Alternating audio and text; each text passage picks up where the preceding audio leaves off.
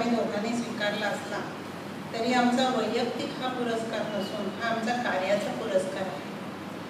जवळजवळ 300 लोक एकत्र येऊन आम्ही हे कार्य करीत आहोत. त्यापैकी काही जण या कार्यक्रमासाठी पुणे, नाशिक आणि मुंबईतून आलेले आहेत. त्यांनी त्यांच्या जागेवर उभं राहावं आणि आपण सर्वांनी टाळ्यांच्या कडकडाने त्यांचं अभिनंदन करावं.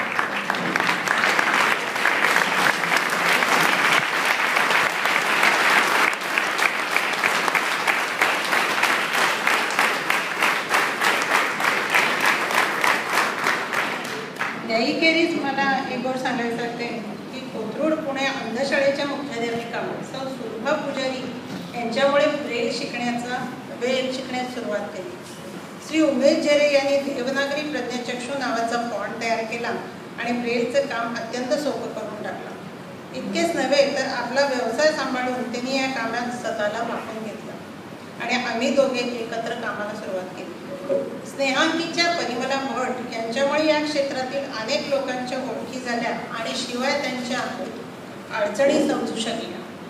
श्री स्वागत थोरात त्यांच्या स्पर्शज्ञान या पाक्षिकतेमुळे आम्ही केलेल्या पुस्तकांची माहिती दृष्टीहीन लोकांपर्यंत पोहोचण्याचं कार्य ते अजूनही करीत आहेत.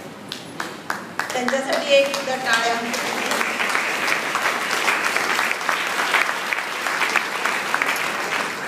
लॅबचे श्री शंकररमण व श्री महेंद्र मोरे हे आम्हाला छपाईच्या कामात मदत करतात. याही खेरीज लेखक व प्रकाशक यांनी आमची कोणतीही संस्था नसून देखील आपली पुस्तके ब्रेलमध्ये रूपांतरित करण्याची परवानगी दिली.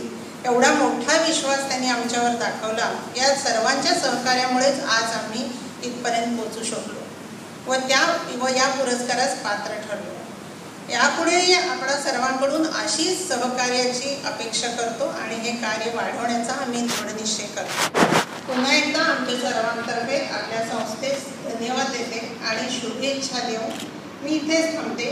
पुढे माझे सहकारी श्री उमेश झेरे यांना मी त्यांची विनंती करते की त्यांनी आपले मनोगत व्यक्त करावे.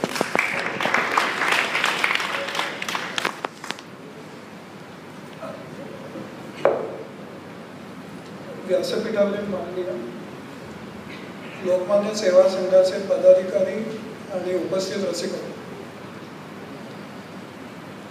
कॉम्प्युटर आणि मशीन समोर बसून मान खाली घालून कामं करणारी माणसं, त्यामुळे एवढ्या लोकांच्या पुढे उभं राहून बोलणं हे जरा अवघड आहे. काही गडबड झाली तर मोठ्या मनाने माफ करा. मी 4च मुद्दे इथे मांडणार आहे. 1-2 मुद्दे हे भूतकाळात केलेल्या कामाबद्दलचे आहेत, 2 मुद्दे हे भविष्याबद्दलचे आहेत. जुलै 2014च्या वर्तमानपत्रामध्ये आलेली एक बातमी अशी होती, 2011च्या की गुजरातमध्ये वाचे गुजरात या नावाने एक प्रकल्प चालू केला गेला होता आणि त्याच्यामध्ये गुजरात अंध असोसिएशन तर्फे 60 ब्रेल पुस्तकं तयार केली गेली आणि ती गुजरातमधल्या 100 शाळांच्या मध्ये सरकारतर्फे पाठवली गेली. कुठलाही तुलना न करता मला इथं तुम्हा सगळ्यांच्या समोर एक गोष्ट आणून द्यावीशी वाटते की महाराष्ट्रातल्या लोकांनी 2011 पूर्वी 12,000 पुस्तकं महाराष्ट्रातल्या 55 शाळांच्या पर्यंत पोहोचवली. महाराष्ट्र सरकारची किंवा कुठल्याही संस्थेची मदत न घेता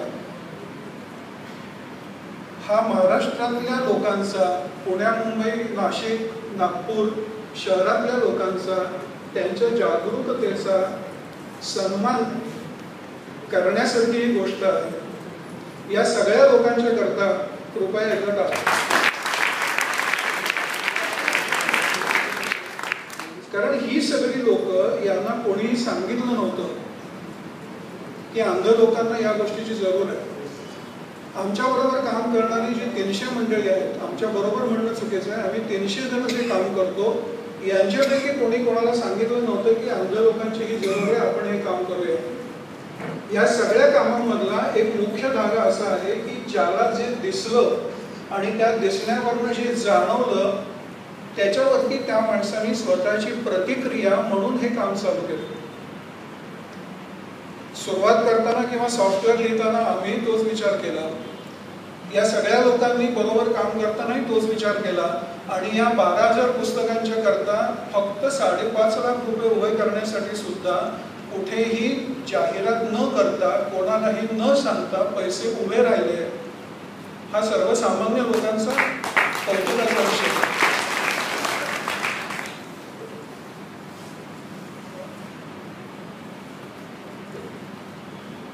दोन गोष्टी आता भविष्याबद्दलच्या.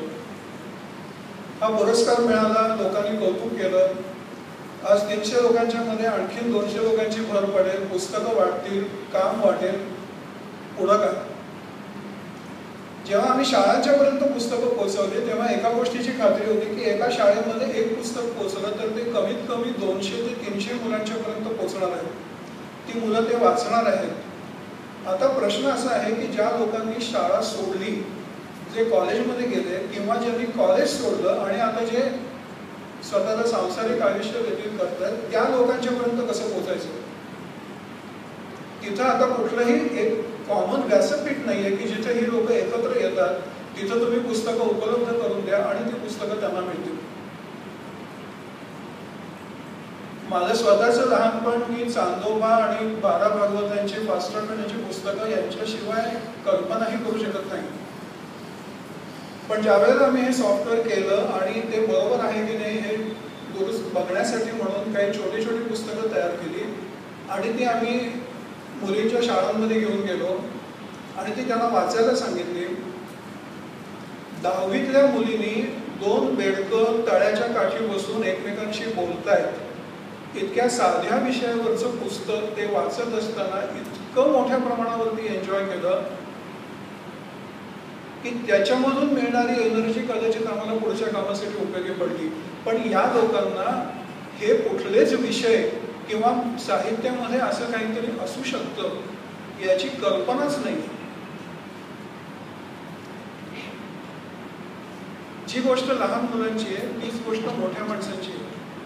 काही प्रमाणामध्ये पु ल देशपांडे, वपू काळ्यांची पुस्तकं ही कॅसेटच्या स्वरूपामध्ये त्यांच्यापर्यंत पोहोचली असतील, पण बाकीचे लेखक नाही. पण त्यांना हे कधी कळणार आहे की या काही वेगळ्या विषयावरची पुस्तकं ह्या जगात असतात आणि लोक अशी कल्पना करू शकतात. याच्याकरता आम्ही प्रयत्न चालू केला की सगळ्या शासकीय ग्रंथालयांच्या मध्ये आणि वेगवेगळ्या शिक्षकांच्या कॉलेजेसच्या ग्रंथालयांच्या मध्ये ब्रेल सेक्शन सुरू व्हायला पाहिजे. म्हणजे तो आज तिथल्या आजूबाजूच्या अंध लोकांना त्याची उपलब्धता होईल. आज मुंबईमध्ये नॅकची वरळीला एक संस्था आहे, तिथे मोठं ग्रंथालय आहे, पण सगळ्या मुंबईमधून लोकांना तिथपर्यंत जाणं गरजेचं आहे. ही परिस्थिती कधी ना कधीतरी बदलायला पाहिजे. मला वाटत नाहीये की एखादं पुस्तक मिळवण्याकरता मी पुण्याहून डेक्कनमधून उठून कॅम्पमध्ये शोधायला जाईल किंवा ते पुस्तक आणायला जाईल. पण आज या लोकांना ते करायला लागतंय. भविष्यातला प्रश्न या पुरस्कारातनं काही जर निर्माण होणार असेल आणखी, तर माझी अपेक्षा ही असेल की कुठून तरी आपल्यापैकीच कोणाला तरी आपणहूनही वाटायला पाहिजे की शासकीय ग्रंथालयांच्यामध्ये किंवा मी असलेल्या कॉलेजेसमध्ये आज हा ब्रेल सेक्शन सुरू व्हावं. हे जर चित्र दिसलं तर मला या वैयक्तिक पातळीवर मिळणाऱ्या कौतुकापेक्षा तो आनंद सगळ्यात जास्त असेल. आणि त्याच्या पुढची अजून एक गरज सध्या पुढे येते आहे. अनेक अंध लोकांच्याकडून फोन येत आहेत किंवा आपल्यासारख्या काही रसिकांच्याकडून फोन येत आहेत की मला माझ्या वडिलांच्या स्मृतीनिमित्त किंवा माझ्या आईच्या वाढदिवसानिमित्त ब्रेल पुस्तकं देण्याची इच्छा आहे, ती कुठे मिळतील. आज अशी कुठलीही व्यवस्था अस्तित्वात नाही की जिथे अशी पुस्तकं तयार असतील, कोणी तिथे जाऊन पुस्तकं ती घेऊ शकतो आणि आपल्या माहितीतल्या अंध माणसाला ते भेट देऊ शकतो. हे काम करण्याची आमची इच्छा आहे. त्याच्यासाठीचा पैसा लोकांनी आमच्याकडे दिलेला आहे. आता पुन्हा या कामाची जबाबदारी घेण्याकरता कोणीतरी आपणहून पुढे येणं आवश्यक आहे. कारण हे कामच असं आहे की समाजकार्य म्हणल्यानंतर सर्वस्व झोपून देऊन कामं करणारी लोकही आपल्याला आजूबाजूला दिसत असतात. स्वतःच्याच घरामध्ये 15 मुलांचा सांभाळ करणारी लोक आहेत. आमच्यापैकी कोणीही असं झोपून देऊन काम केलेलं नाही. प्रत्येकाने आपापले व्यवसाय, मुलं बाळं, नातवंड, सगळ्यांची आजारपणं, घरं सगळं सांभाळून हे केलेलं आहे. कारण एकच की हे काम करायला पाहिजे असं त्यांना स्वतःहून वाटलं. तसंच ज्यांना वाटेल की असं काम आपण स्वतःहून करावं त्यांनी जरूर आमच्यापर्यंत यावं. या व्यासपीठाचा मी तो एक उपयोग करून घेण्याचं मनात आणलं की निदान अशा 10 लोकांच्यापर्यंत पोचता यावं की ज्यांना अशा काहीतरी कामामध्ये आपला वेळ, आपली शक्ती द्यावी असं वाटेल. अशी लोक आम्हाला आणखीन मिळू देत आणि हे काम आणखीन पुढे जाऊ देत आणि आमच्या जागेवरती कामं करणारी आणखीन 10 जण निर्माण होऊ देत, ही अपेक्षा मी या निमित्ताने व्यक्त करतो. धन्यवाद.